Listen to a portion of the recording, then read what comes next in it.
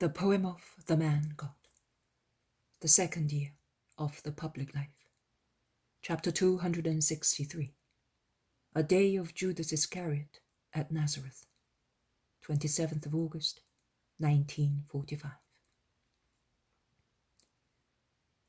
The house in Nazareth would be the most suitable for spiritual elevation. There is peace, silence, order. Holiness seems to exude from its stones, from the trees of the kitchen garden, or to pour from the serene thatch which forms a heavenly dome over it. In actual fact, it exhales from her who lives in it, and moves about quickly and silently, with her unchanged youthful gait and light step, as when she entered the house as a bride, and with the same smile which soothes and caresses. The sun in this early morning hour is shining on the right-hand side of the house, the one close to the first undulation of the hill, and only the tops of the trees benefit from it. First of all, the olive trees planted near the terrace to retain the earth by means of their roots. They are the surviving olive trees of Joachim's olive grove, huge contorted trees with their thicker branches rising towards the sky, as if they were invoking its blessing, or were praying also from that peaceful place. Once the grove consisted of many trees, which, like praying pilgrims, formed a long procession extending as far as the fields where olive grove and fields become grazing ground, whereas there are only a few trees left now within Joachim's mutilated property. The next to benefit from the sunshine are the tall, strong almond and apple trees, forming sunshades over the garden with their branches. Then there is a pomegranate enjoying the rays of sunlight. And last, the fig tree near the house, when the sun already caresses the well-cultivated flowers and vegetables in rectangular flower beds, and along the hedges planted under pergolas laden with grapes. Buzzing bees, like flying golden drops, alight on everything that may give them sweet-scented juices.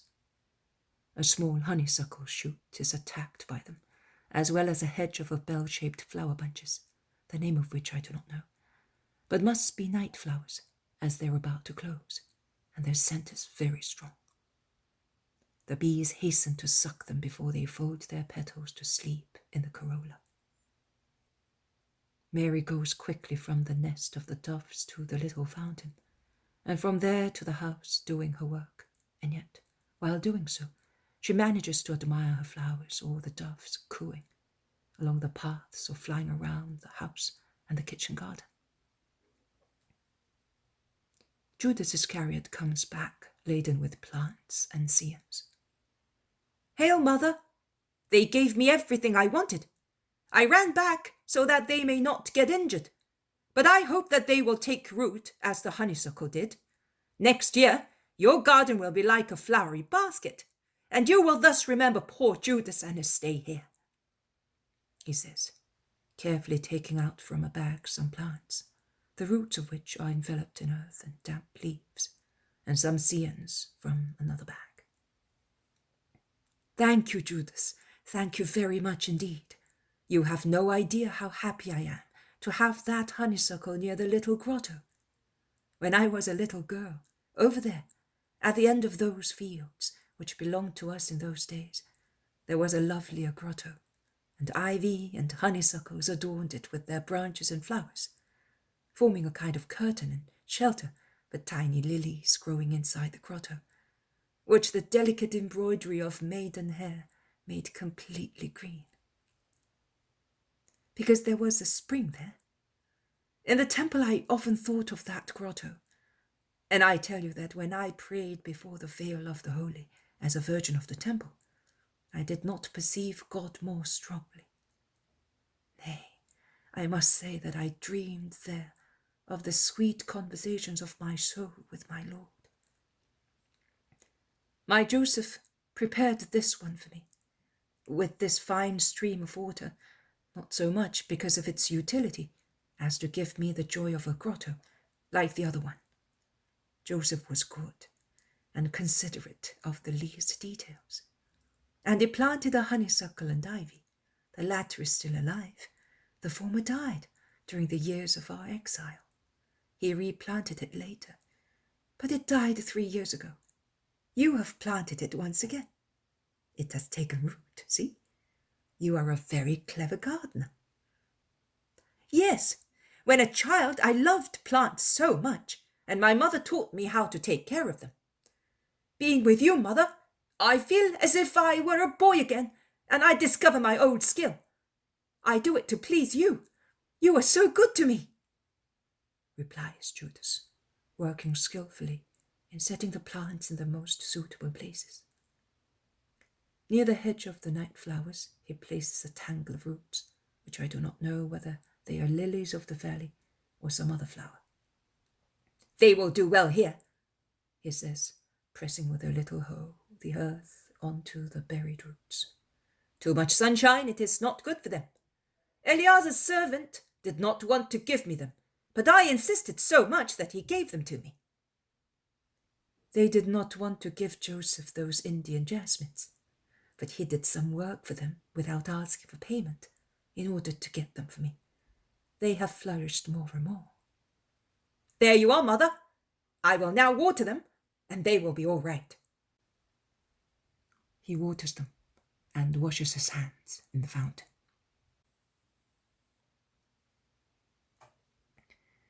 Mary looks at him. He is so different from her, Jesus, and so different as well from the Judas of certain stormy hours. She scans him, approaches him, and laying a hand on his arm, she kindly asks him, "Are you feeling better, Judas? In your soul, I mean." "Oh, Mother, so much better. I am in peace, and you can see it. I find pleasure and salvation in humble things and in being with you. I should never leave this place, this quietude. Here, how far is the world from this house?" And Judas looks at the garden, the plants, the little house. He concludes, "But if I stayed here, I would never be an apostle, and I want to be one. However, believe me, it would be better for you to be a just soul rather than an unjust apostle. If you feel that contact with the world upsets you, if you realize that the praises and honors of an apostle hurt you, give it up, Judas. It is better for you to be a simple believer in my Jesus, but a holy believer, rather than a sinful apostle." Judas lowers his head pensively. Mary leaves him to his meditation and goes into the house to her housework. Judas remains still for some time. He then walks up and down under the pergola. His arms are folded, his head is lowered. He is engrossed in thought. Then he begins to speak and gesticulate to himself. His monologue is incomprehensible. His gestures are typical of a person anguished with clashing ideas. He seems to be invoking and rejecting, or pitying, or cursing something. His inquisitive countenance becomes frightened, anguished, until his face has the expression of his worst moments. And he stops abruptly in the middle of the path, remaining still for some time, with a real diabolic countenance. He covers his face with his hands and runs up the hillock of the olive trees, away from Mary's sight. And he weeps, hiding his face in his hands, until he calms down and remains sat, leaning with his back against an olive tree, as if he were bewildered.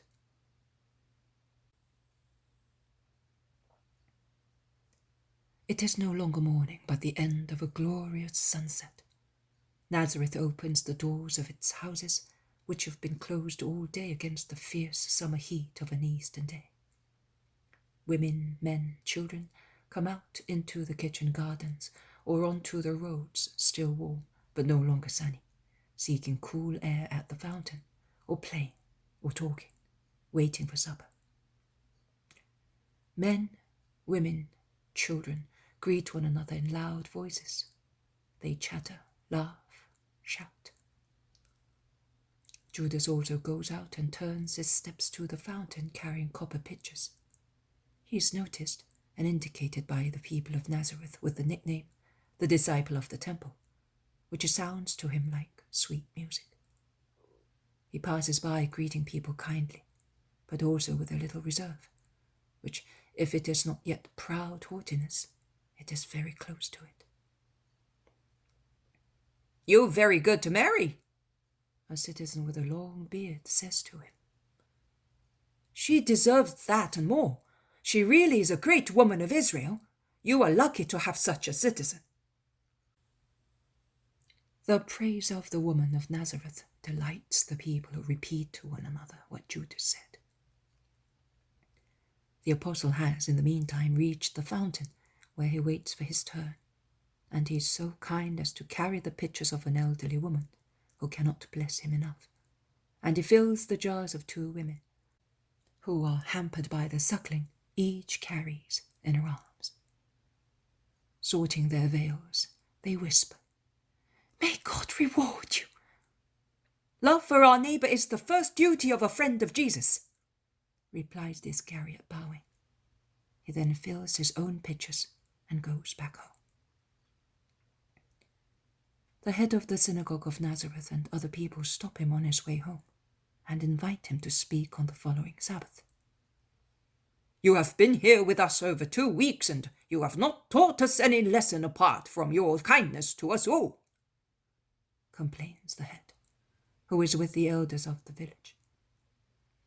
"But if the speeches of your greatest son are not pleasant to you, how can you be satisfied with the sermon of one of his disciples, who is a Judean over and above?" replies Judas. "Your suspicion is an unfair one, and it grieves us. Our invitation is sincere. You are a disciple and a Judean, that is true. But you are of the temple, so you may speak, because there is doctrine in the temple. Joseph's son is only a carpenter." "But he is the Messiah." "He said so. But is it true? Or is it delirium?" "But people of Nazareth, what about his holiness? His holiness!" Judas is scandalized at the incredulity of the Nazarenes. "It is great, that is true. But between that and being the Messiah. And then, why does he speak so harshly?" "Harsh? No, he does not seem harsh to me." "Well, he is too sincere and too intolerant, that is true. He leaves no fault untouched. He does not hesitate to denounce abuses, and people do not like that. He always brings up a sore point, and that hurts. But he does it because of his holiness. Surely, that is the only reason. I have said to him several times, 'Jesus, you are damaging your reputation,' but he will not listen to me." "You are very fond of him, and learned as you are, you could guide him." "Oh, not learned, but practical, yes. I am of the temple, you know. I am familiar with customs. I have friends. Annas' son is like a brother to me. If you want something from the Sanhedrin, just tell me. But let me take the water to Mary now, as she is waiting for me for supper." "Come back later. It is cool on my terrace. You will be among friends, and we shall be able to talk." "Yes, goodbye." And Judas goes home, where he apologizes Mary for being late, as he was held up by the head of the synagogue and by the elders of the village. And he concludes, "They would like me to speak on Sabbath. The master did not tell me to speak. What do you say, mother? Guide me." Speak to the head of the synagogue, or to the synagogue? "To both. I would not like to speak to any of them because they are against Jesus, and also because it seems a sacrilege to me to speak where he is, by right, the only master there. But they insisted so much. They want me after supper. I have almost promised them to go.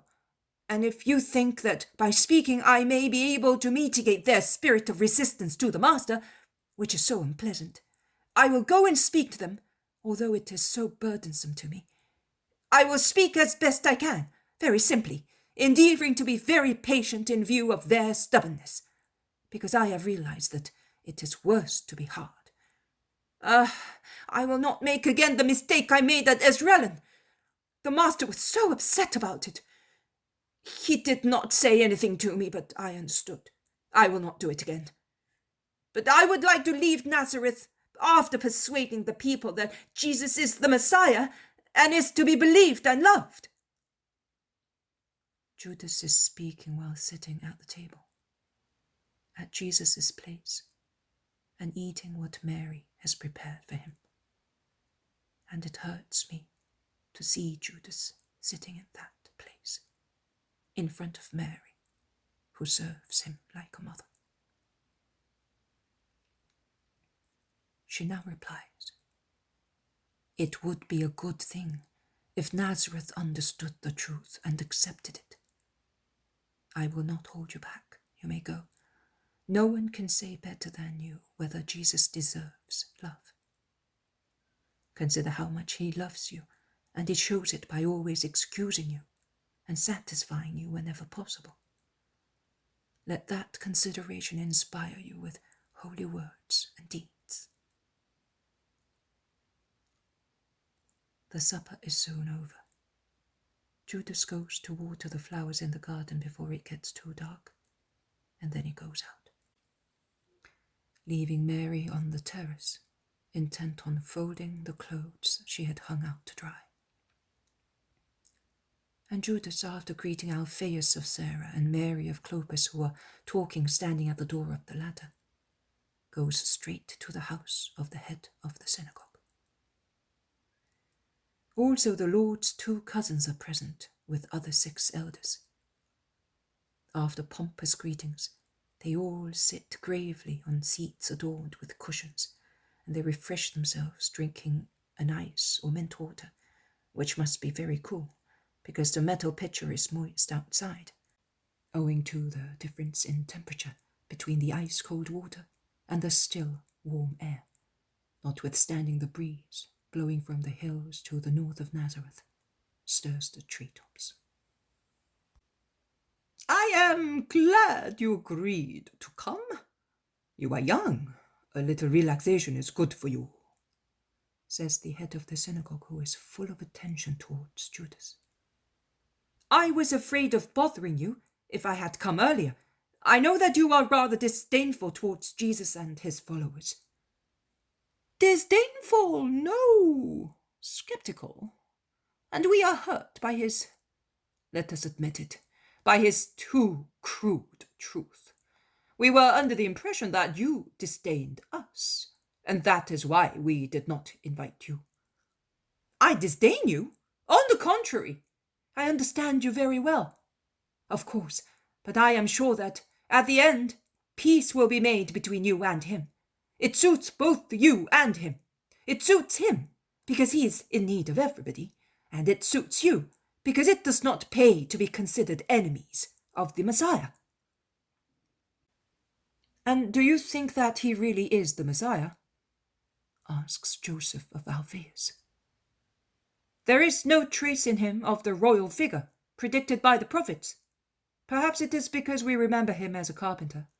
But where is the liberating king in him? David also appeared to be only a little shepherd, but you know that there has been no greater king than David. Not even Solomon in all his glory was so great, because, after all, Solomon only continued David's work, but was never inspired like him. Whereas David, just consider the figure of David. It is gigantic. His regality almost reaches up to heaven. Do not doubt the royalty of the Christ, basing your judgment on his genealogy.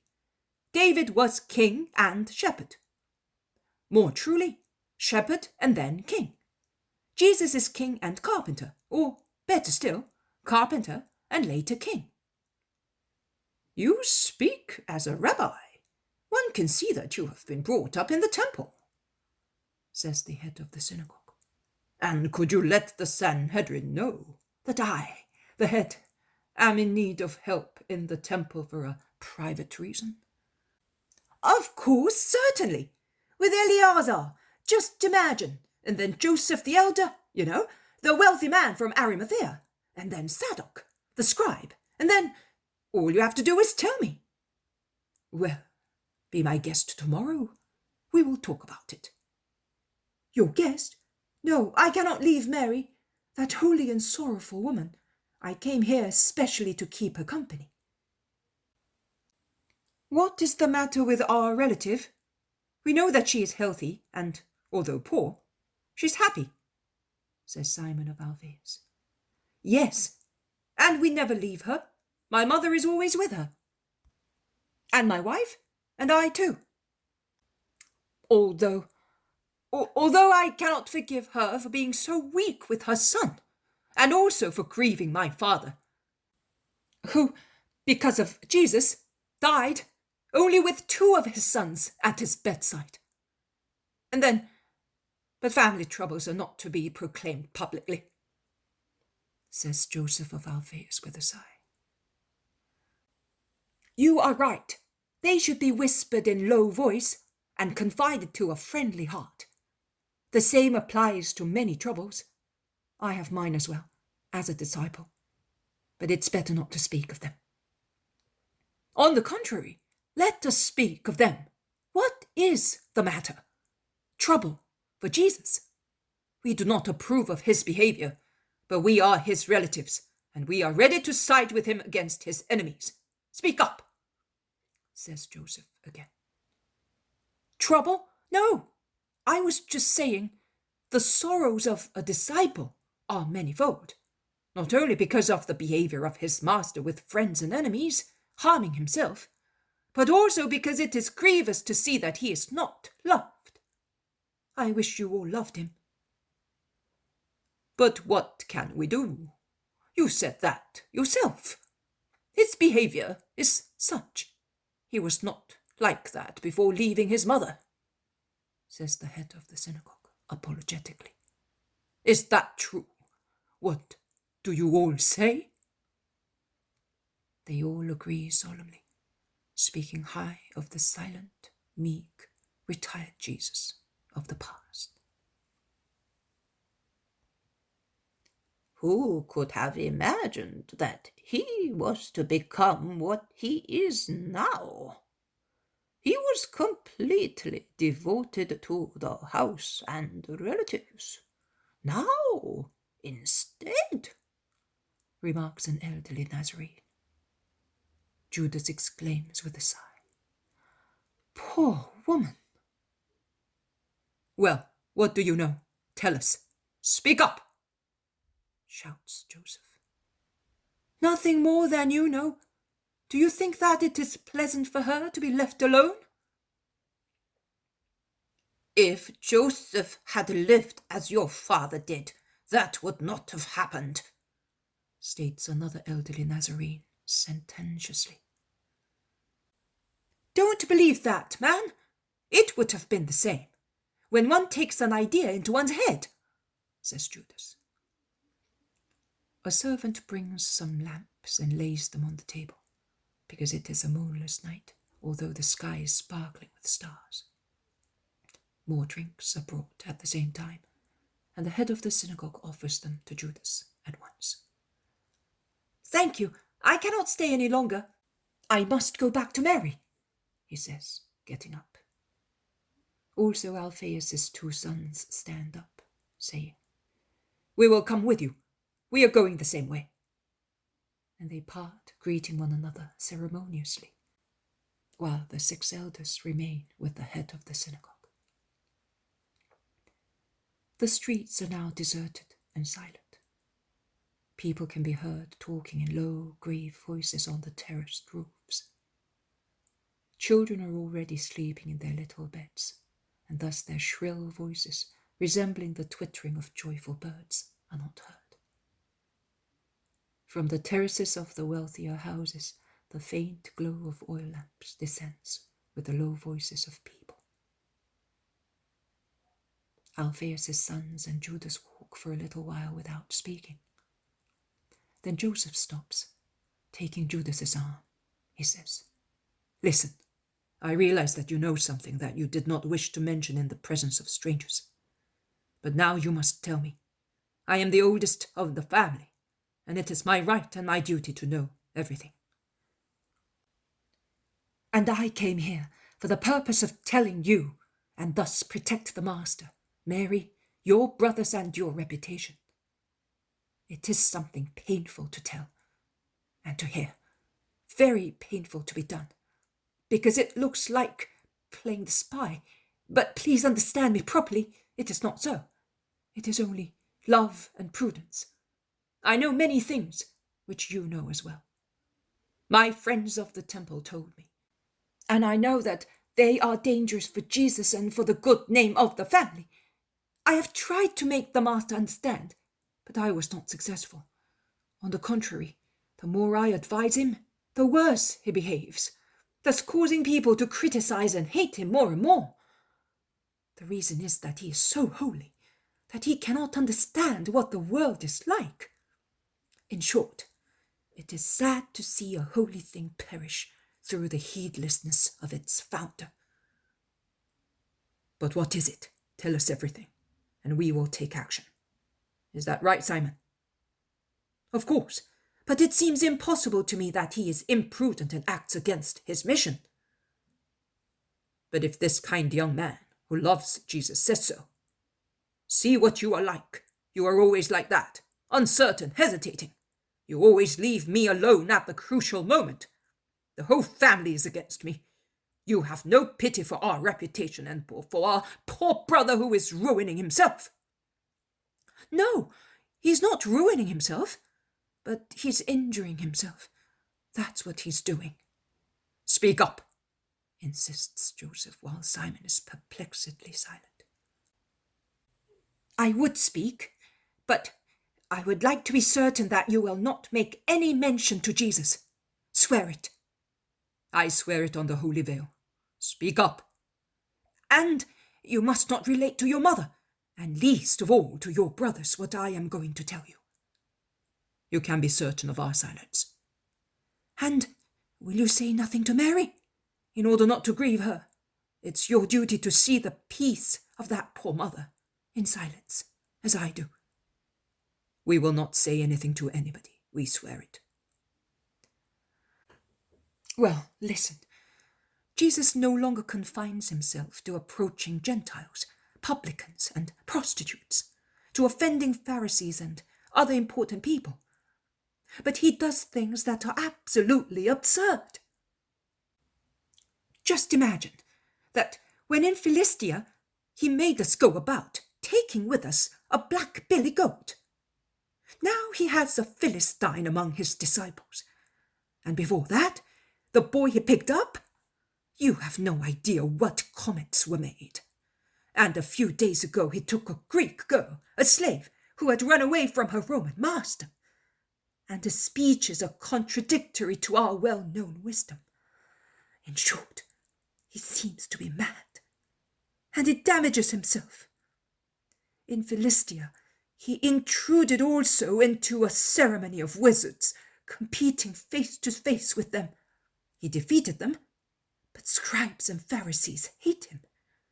But what will happen if they happen to hear about such things? You must intervene and stop." "That's serious. Very serious.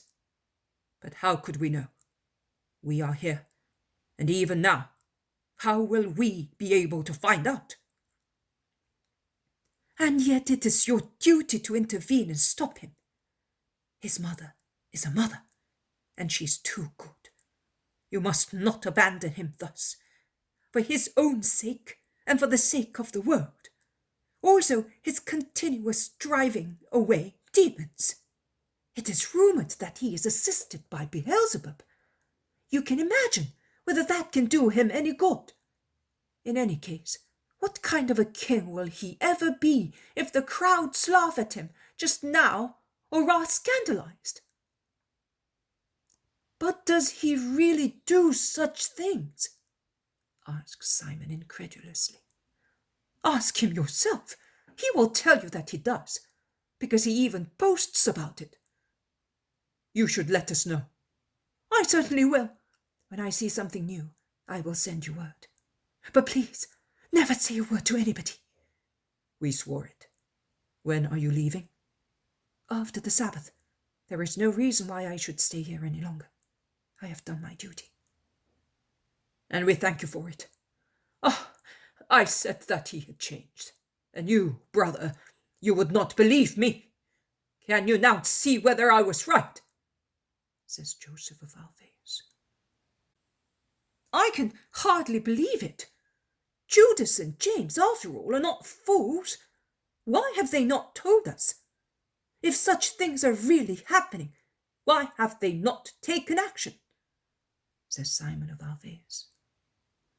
Man, you will not disgrace me by refusing to believe my words, answers back Judas resentfully. No, but that's enough. Forgive me if I say I will believe when I see things myself. All right, you will soon see, and then you will have to say to me, you were right. Well, there is your house. I leave you. God be with you. God be with you, Judas. And listen, don't speak to anyone about that, for our reputation. I will be as silent as the grave. Goodbye. And he goes away at a good pace. He enters the house serenely and goes up to the terrace where Mary, with her hands in her lap, is contemplating the sky crowded with stars. In the light of the little lamp that Judas had lit to climb the steps, tears can be seen shining on Mary's cheeks. Why are you weeping, Mother? Asks Judas anxiously. Because I think that there are more snares in the world than stars in the sky. Snares for my Jesus.